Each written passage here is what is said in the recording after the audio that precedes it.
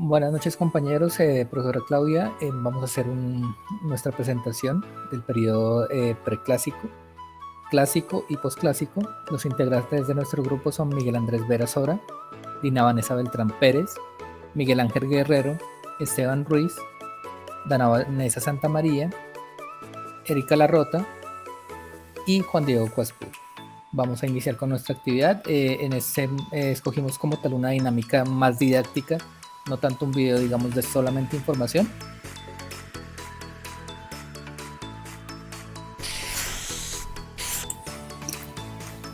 La primera palabra con la que vamos a empezar es asentamiento. ¿Por qué el asentamiento? Porque es el inicio del periodo preclásico. Esta es la primera fase con la que empieza este periodo. Empezamos en el 367 a.C.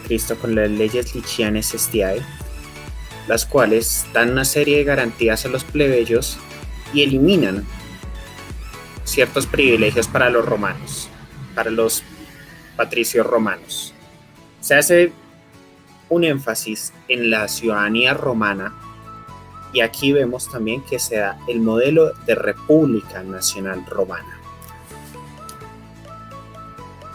Posterior a esto, vemos el siguiente término, apogeo.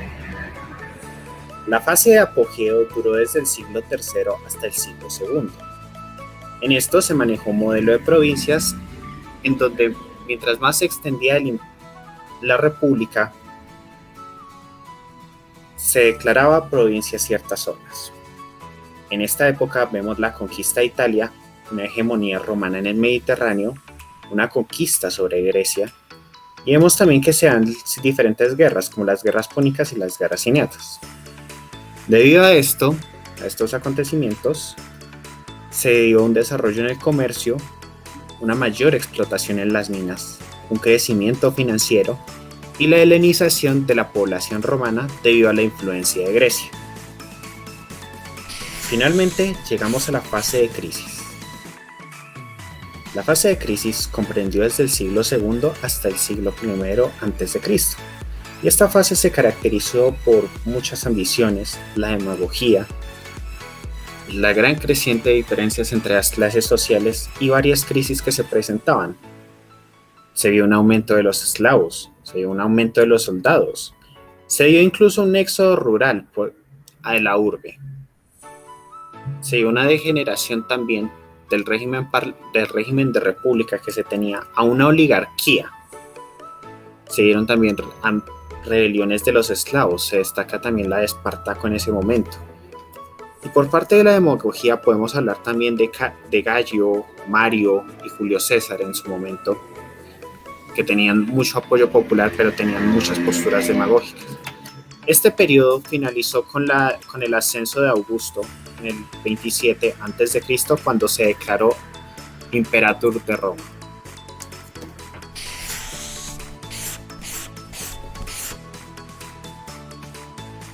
Y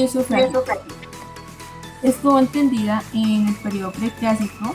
Esta consistió en el derecho que se desarrollaba en las asambleas populares romanas, en la cual el derecho al voto correspondía a los ciudadanos romanos, con excepción de los habitantes de algunas ciudades itálicas, a los cuales se les había concedido la ciudadanía sin el derecho al sufragio.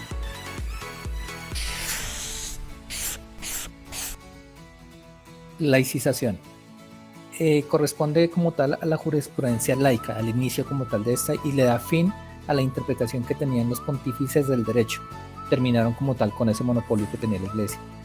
Con la llegada de esta nueva jurisprudencia se le dio fin a un estado de cosas anacrónicas que perjudicaban como tal al imperio. No solo se dedicaron a la interpretación lógica del derecho, sino a desarrollar instituciones para la materialización del mismo. Por lo mismo, en esta época ya no habían brechas entre patricios y plebeyos.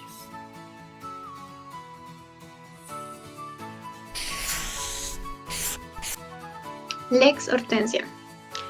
La Lex Hortensia fue una ley de la República Romana promulgada durante el conflicto entre patricios y plebeyos del 286 a.C. Para que este se solucionara, es por esto que los patricios decían no estar obligados por los plebiscitos, ya que su autoridad no intervenía en ello.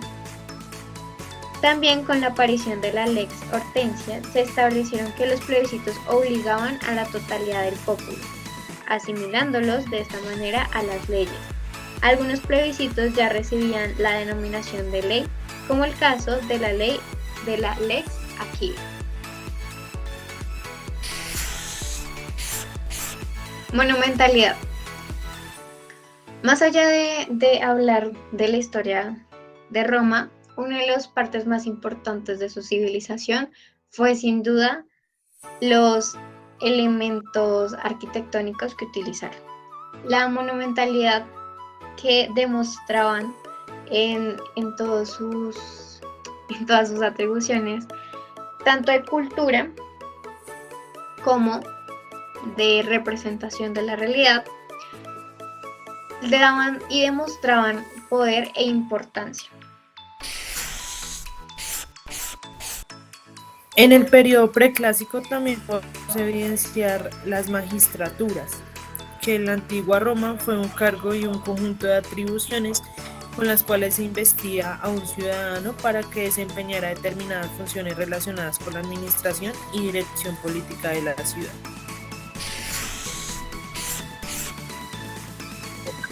Esta estuvo entendida en el periodo clásico como la monarquía que compartía el parlamento con los ministros. Estas se organizaban en dinastías, es decir, en una serie de reyes que pertenecían a la misma familia. Las dinastías en este periodo empiezan con Julio Claudio durante el siglo XIV a.C., cuando muere Octaviano. Ius Vetus. Los príncipes debían sostener los órganos constitutivos de la República Romana y así facilitar el desarrollo de las fuentes del derecho.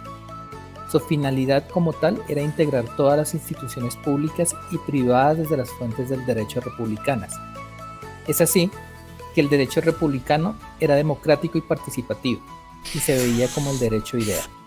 En el desarrollo del ius novum podemos observar una profundización en la concentración por parte del Principado para ser institución de la que emanase el derecho y que empezó a tener un poder casi que absoluto para dictar normas y dirimir conflictos. Una de las principales características fue la disminución de la participación de las instituciones constituidas de las que emanaba el derecho anteriormente, como el Senado. La Cancillería fue un órgano fundamental para el desarrollo del Principado, ya que por medio de esta se burocratizó el poder judicial de Roma, teniendo un conocimiento extraordinario en el desarrollo de los procesos judiciales, desarrollo de las leyes privadas y la concertación en los conflictos penales. Esta se desarrolló por medio de la elección directa del príncipe y subrogó la Lex Populi, lo que significó un deterioro en la República Romana. La dinastía Julio-Claudia, esta dinastía va desde el 14 hasta el 68 después de Cristo, integrada por Tiberio del 14 al 37 después de Cristo. Calígula va desde el 37 al 41 después de Cristo, Claudio va del 41 al 54 después de Cristo, Nerón del 54 al 68 después de Cristo, y esta dinastía acaba gracias a la primera anarquía. En el desarrollo de los procesos jurídicos de Roma se dio un precedente importante para la jurisdicción. El supplicatio se presentó en esa época como el primer recurso que podían interponer las partes después de una sentencia dictada por parte de la Cancillería principesca. Se dirigía principalmente a los prefectos urbi o prefectos. En este punto se consideraba la appelatio como segunda instancia y como última instancia la cassatio, que era directamente la sentencia que profería el príncipe después de los anteriores procedimientos. El nombre El nombre de triunvirato es un término que ya se dio en la antigua Roma para referirse a una forma de gobierno desempeñado por 3 personas aliadas entre sí, que se encargaban de dirigir el poder. En el primer triunvirato, la alianza política estuvo formada por Julio César, Marco Licinio Craso y Cneo Pompeyo Magno. Y en el segundo triunvirato, forman Marco Antonio, César Octaviano y Marco Emilio Lépido. Los jurisconsultos eran personas estudiadas y conocedoras del derecho y que al principio de la República de Roma, todo el que gozase de cierta fama doctrinaria jurídica podía responder a las preguntas que se le hacían, pero sin formalidad alguna. Pero poco a poco se pasó de un valor doctrinal a base de numerosas sentencias conformes a la doctrina de los jurisconsultos, pasando al mundo legal como una especie de derecho consuetudinario y sirvieron de suplemento a la legislación, origen de importantes instituciones jurídicas. Ius común, es decir, derecho común, fue una recopilación de todo el derecho que se había tratado en Roma, entendiéndolo como una expresión legislativa de la monarquía universal. ¿Cómo está integrado esto? Esto se integró principalmente por el Corpus Iuris Civilis, que tuvo 12 libros, y fue el derecho justinianeo el que representó esta parte de la época de Roma, en el siglo XVI. La autocracia romana. La autocracia romana fue una forma de gobierno en el cual el gobernante reunía y ejercía el poder de manera absoluta, independientemente de la aprobación de sus gobernados. Esto se dio durante la muerte del emperador Septimio Severo, en donde se renace una anarquía militar que no pudo ser contenida por Caracalla, ni por Alejandro Severo, ni por sus sucesores, durante el año 280. Constantino. Con la firma del Edicto de Milán conceden la libertad de cultos y asimismo este se convierte al cristianismo. En el 323 Constantino derrota a Licinio y organiza el imperio en 2 capitales, Roma en occidente, Constantinopla en oriente, antes Bizancio. Implanta un gobierno de tipo monárquico que favorece la emancipación de las costumbres bizantinas y se reconoce el gobierno de este como inusual, ya que es un periodo en el cual el orden y la paz prevalecen hasta el día de su muerte.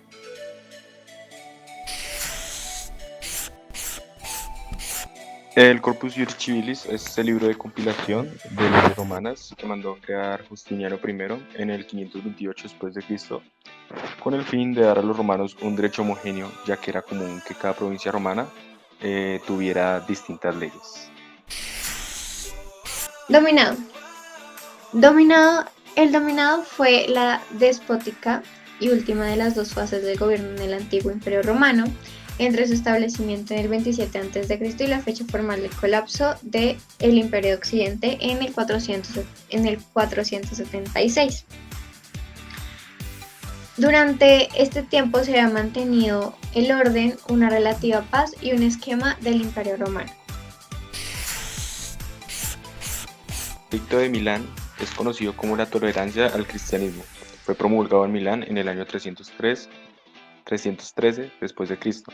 En este edicto se establecía la libertad de religión en el Imperio Romano, dando fin a las persecuciones de los cristianos.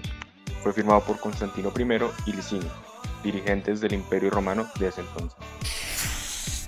La crisis del siglo III, también conocida como anarquía del siglo III, o militar o crisis imperial, hace referencia a un periodo histórico del Imperio Romano de casi 50 años de duración, comprendido entre la muerte del emperador Alejandro Severo y el ascenso de Diocleciano al trono.